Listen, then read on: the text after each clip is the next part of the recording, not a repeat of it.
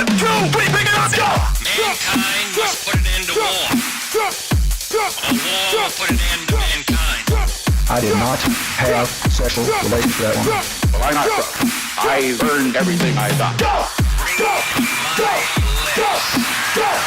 Go! Go! Go! Change will not come if we wait for some other person. For NAFTA, like no one always not fought. always effing trade. No, I got nothing. We're gonna keep that in. Hi, I'm Jacob. That's Elliot. We're doing Blind Partisan. It's Monday morning for us. We're gonna spoil that. Yeah, well, I think it is worth mentioning because what we're talking about today is really new. Yes, but because of when we are recording, part of the timing of the recording was that Mayor Schmidt had an announcement at 11:30 that he didn't announce anything. So don't you love those announcements of not announcing anything? We had a good time before we started just talking. We were talking about Packers stuff. We were talking about, local election. This is what we talk about here in Green Bay. That's all we talk about, right? Yeah. We talked about the game yesterday. That was fun. And then we got on the subject of trade. Yep. Elliot, something so ridiculously complicated. I don't think there is a human being that is actually qualified to parse everything out. Right. And even we've got experts on trade and all that stuff. And, half the time you still feel they don't even know what they're talking about, right? Well, I don't think they do.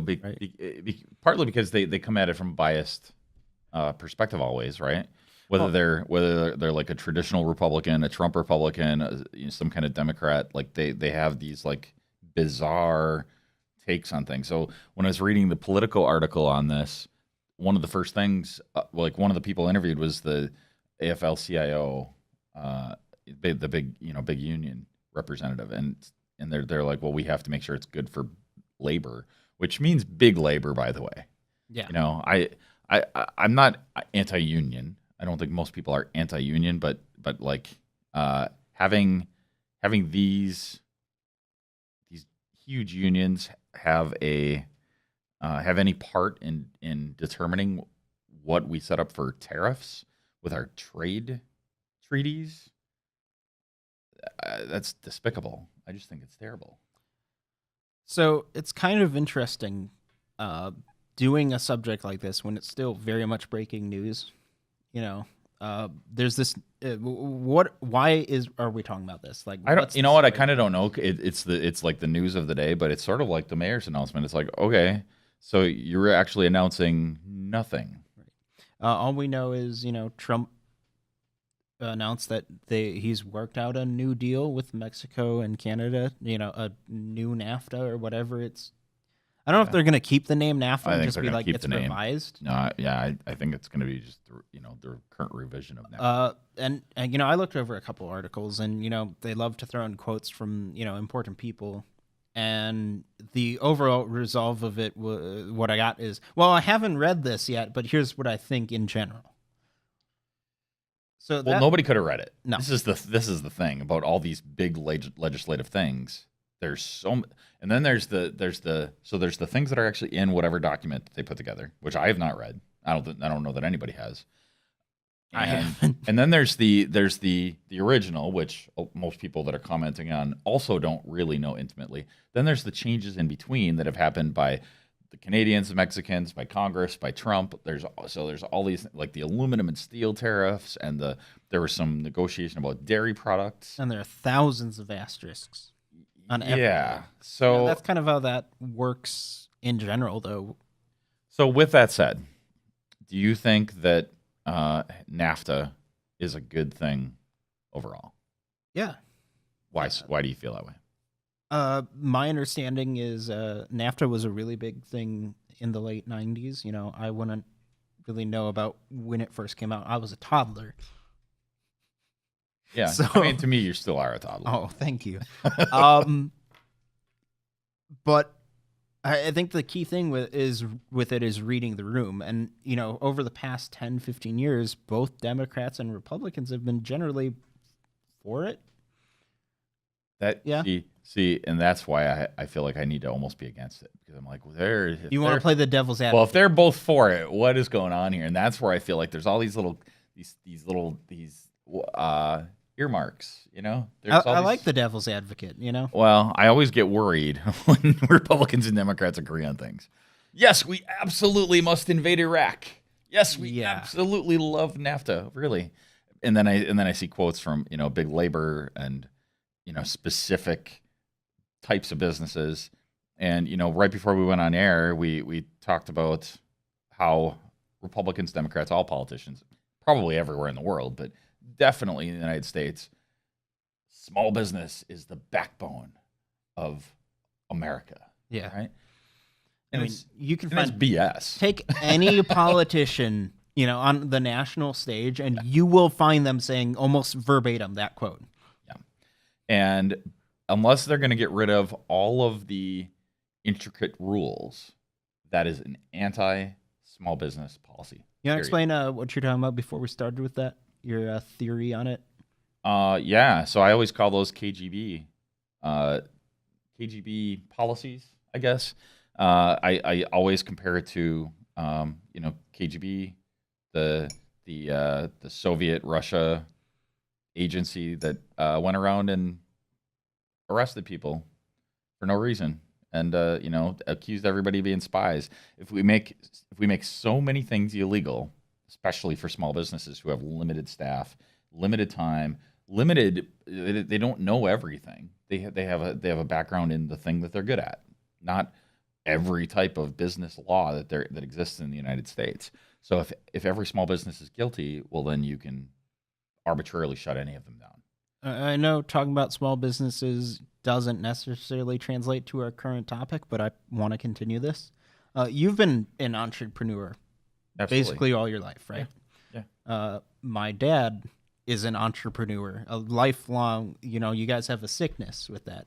Right. Yeah. I mean, we both joke about that being a sickness, but because if you were rational, you would never go into business anymore. You just would not. There are too many rules. Oh. And the average person on the street, we need to have a rule against that. Businesses shouldn't be able to do that. Well, whenever we put a rule on big business, that really means a rule on little business. So, can you give us an example of, government red tape being a pain? Like something that was really annoying for you as a small businessman? Oh boy. I mean, so there are many. So, I mean, you mentioned taxes. I mean, so just the topic of taxes, period, is just ridiculous. What small businesses have to go through for taxes is really kind of outrageous. It is. And aside from the fact that the government expects you to collect sales tax with no markup, and if you don't pay it on time, you get fined. You don't get paid for collecting it. Like that is criminal. That is something that if we didn't have it and somebody proposed it, people would be like, "That's ridiculous." People deserve to get paid for their work. I wonder how other countries do that. They're just as bad, but that doesn't make it okay. Do you think all countries are as bad as us, or do you think some countries are? There are some countries that are, like Hong Kong has, and I'm not an expert on Hong Kong, but there are some countries that have been. I think we should just have that like at the bottom of the screen whenever one of us talks. Not an expert on whatever this topic is. But I mean, whatever. I feel like I know an above average amount on most of these things that I comment on. But disclaimer: I'm not an expert on Hong Kong. But there are certain countries that are like free economic zones. So what's the other one? Singapore? Uh-oh. Somebody didn't silence his phone. I don't know. Bigsby woke up for some reason. I think it likes you. Yeah. So sales tax. So what I always find it interesting. So you can tell when a policy is terrible just by the way that big businesses react to it. So Amazon, for the first 15 years of its existence, they fought against sales tax. Yeah. Because they're like, well, we have to implement sales tax in every sales tax district across the country. Well, once they became the biggest retailer in the universe, now it's in their favor to have sales Right, tax. because they can deal with that, and they can have an entire department doing nothing but that. Yep. What's Whereas the rest of us, well, we have to have a big department too. Well, we can't, and it just eliminates the ability of solo entrepreneurs to compete. And we live in a world where we have business services that should be empowering solo entrepreneurs, and instead we're just stomping them out. I think it's even worse because we're saying that we're empowering them at the same time. Exactly. Well, I mean, so the Small Business Administration. I'd love to hear from your dad. Like, so how much help have you gotten from the Small Business Administration? The what now? This is the first time I've heard of this. That's a thing? It's been a thing for a long time. Yeah. So, I mean, all right. So this seems like it's off track from NAFTA, but to me, it's not. Anytime we have the whole discussion with tariffs, when Trump was saying we're going to have steel tariffs and dairy tariffs and aluminum tariffs, why are we picking out the individual components of our country, of our economy, and boosting them up? Which, whenever you boost one thing up, you're automatically putting the hammer down on something you are else. absolutely doing that. You can't just automatically have all in, when you're picking industries out of a hat like that. And I'm sure there's some metric they use. Maybe it's, these industries tend to have more voters that, vote for me. Yeah, the metric is how much did their lobbyists pay me? Oh, that's probably the... How many fancy steak dinners did they take me out to? Right. How many private With plane ketchup trips on 'em, right? did they take me on? Anything that's not trackable, right? And it's disgusting. And I just, and there's no way to stop that without voters being vigilant. So I'm just extremely skeptical whenever there's any. I'm just skeptical straight across the board whenever Republicans and Democrats. So what about the industries that get hurt by, different trade wars and whatnot? Yeah. Do you think they just didn't lobby enough, or is it like the president of the United States, whoever it be, is like in their Oval Office going, yeah, I think I'm going to mess with the air conditioning manufacturers? Well, it absolutely has to do with whose ear you're able to bend, right? Absolutely. I mean, it's not. I don't think Trump is actually sitting around talking about different industries unless he knows somebody there. Right. I mean, he's got... And Congress is even worse. Congress. Just because, like, it's so bizarre. It's just so bizarre.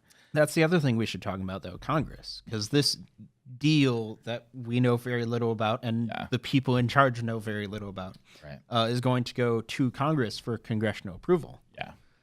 And what was your first reaction to that? Like, that it's going to go to Congress for approval? Well, that means there's going to be more things added.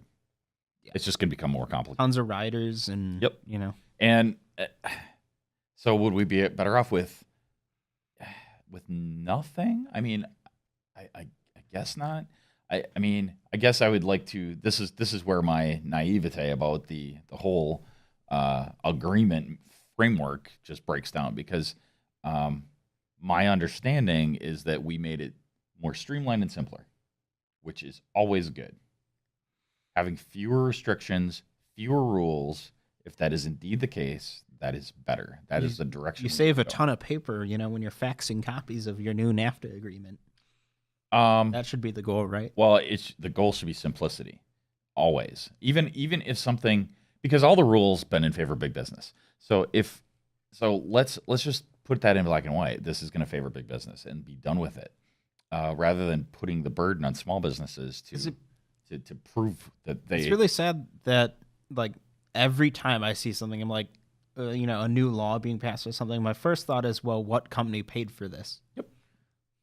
Well, and it's sort of inevitable because, let's just use Amazon again. They were looking for their second headquarters, right? Mm-hmm. Well, why were they looking for a second headquarters? Because Seattle passed that head tax where they were being told they had to pay $500 per employee that worked in Seattle, which is crazy. But then Amazon says, well, let's go somewhere else. And since we're going somewhere else, let's ask everybody else to give us free handouts. And some of the ways that cities stooped, to court Amazon Disgusting. are really embarrassing. Disgusting what we did with Foxconn. It's disgusting. I don't know how you fix that exactly. I do believe states should have the freedom to act independently. So I don't want some federal law banning what cities should be able to do. But we have traditions in our country, and we believe in free markets. I don't know when that changed, when we decided, Green Bay is a perfect example. Every building that gets built, boy, they have their hand in the cookie jar with the city. There's TIF money, there's bid money, there's just all this disgusting layers of bureaucracy that doesn't really do anything. So here's a question for you. I'm not going to cite an actual statistic on this, so you can debate with what I say is true or not. Yeah. But, people can do their own research. They won't, but they could. I do feel that in the past few years, our relationship with Canada and our relationship with Mexico has certainly taken a hit, right? Things have been rougher. So I feel like things have been up and down with Mexico for 30 years. Well, yeah, Canada. We took a turn, to the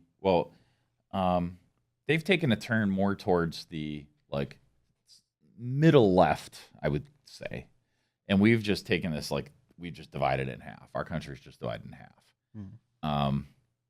So I think that's more on us than on them. I mean, I agree with you that our relationship with Canada is tarnished. Well, not to point fingers, but it also, I'm sure, has to do with our president's demeanor.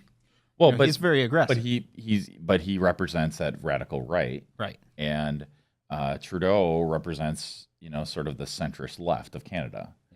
And I don't know how you fix that. I mean, they are moving more left. But Canada, it doesn't have to be about politics necessarily.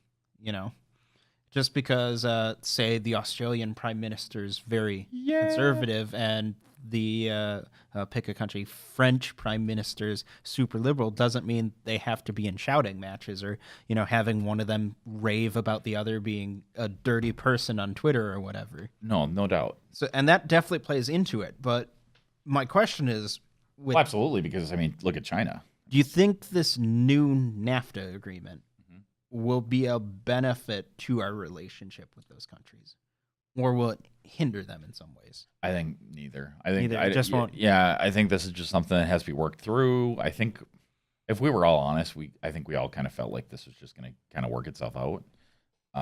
We're not gonna string Canada up and have a trade war with Canada. Except we did, and have, and are still. Months, I don't think it's even that big of a deal. I guess targeting certain countries with tariffs, I think that's super weird. Mm-hmm. But they do it to us too. So in the one hand, of course, I think no tariffs is the way to go.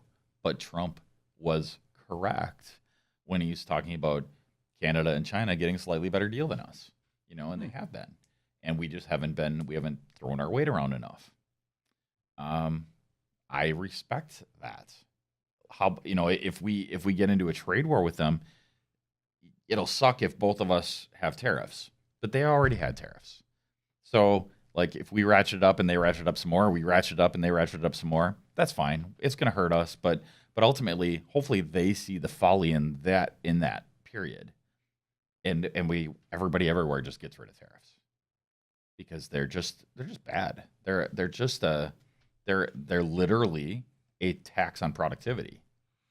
I am not an economist. Using your I'm not a Trumpian money pronunciation encyclopedia. what was it he said at the UN that he mispronounced? Oh, he mispronounces a lot of things. He does that a lot. That was actually a skit on one of the late night shows. Yeah. How do you think Trump pronounced this word? And people would guess, and they would all be wrong, but it would still be a crazy pronunciation. What's funny with it is, I think part of it's just because you have mishaps when you're speaking, but part of it's also his speaking style. But also, Trump wears dentures. I think It's kind of like the secret that everyone knows about. There's a lot of people wear dentures. That doesn't mean they. Yeah, no, mispronounce that's things. fine. Yeah. But and some people think that some of the times, like, he it's had that big just like speech that everyone was laughing Something at, slipped. where he said the United States, Right. whatever. Right. You know what? As time goes on, we have cameras and microphones on our public officials more and more, which by the way is a good thing. But we also need to be we seem to be in this like in between phase where the media coverage of all these things is going up because we have this 24-hour news cycle, tons of internet sites, right? But we're expecting more. So, I just look at if there's a camera pointed at me all the time, boy, people would want to put me in prison. You're even worse. What? No, it's interesting. Because you say things that you don't fully think through. You cannot be on all the time. No. Nobody can be. And the people that are able to, boy, I feel like there's something wrong with them. Like that, how are you able to do that? What's wrong with you? What's the part of your life that's screwed up that allows you to do that? Something I'd be really interested in seeing is, I'm gonna tie us back into our topic. That's probably with good. NAFTA. How is Canadian news reporting on it? How is Mexican news reporting on it? That is a great question. I don't know. I mean, that is something I didn't look at. No, because we never do, right? Right. That's not a normal thing. We're having a trade dispute with Sweden. I'm gonna go read some Swedish newspapers. Well, so much of Canada is right next to the U.S. It's even hard to believe that 80% of the population's within. Yeah, but it's even more than 50 that miles. because like think of like how close so many people are to Detroit, to like Toronto's right by Buffalo. Mm-hmm. There's just Vancouver's just a hop and a skip from Seattle. Yeah. So like, do they really follow Canadian news? I mean, I don't know. I mean, I guess they probably do. I'm sure a good portion of it, but I mean, much like Europeans, I'm they sure they if they you're, like- watch our news and their news. if you're in so- Toronto, like in the airport there, I'm sure you're gonna see some TVs flip to CNN. Probably not Yeah. Fox News though. I don't know. Yeah. Uh, I think so. maybe- So one thing that's interesting about Canada is I think that there are a lot more conservatives in Canada, in Canada than we perceive. We Well, yeah, perceive them as being this like radical left nation, and Quebec they're tends to be very conservative. yeah. For example, that's all. I mean, disclaimer: we're not experts on Canadian politics. Right. But and Jordan Peterson, the whole phenomenon with him kind of stems back to that. There is some backlash in Canada even about some of these like just crazy people on both sides. And Canada has their own problems with that, not as severe as ours. And then there's Mexico. Yeah. Mexico is going through a lot right now. Yeah. They've got their new president, Right. who's only been in for a couple months, and they're Right. trying to crack down on corruption to varying degrees of success. And Right. there have been entire cities where the entire police force has been like arrested by the military and stuff because they're, claimed to be corrupt and in bed with the drug cartels. And don't know there how have been you fix that. assassinations everywhere, and How do you fix that?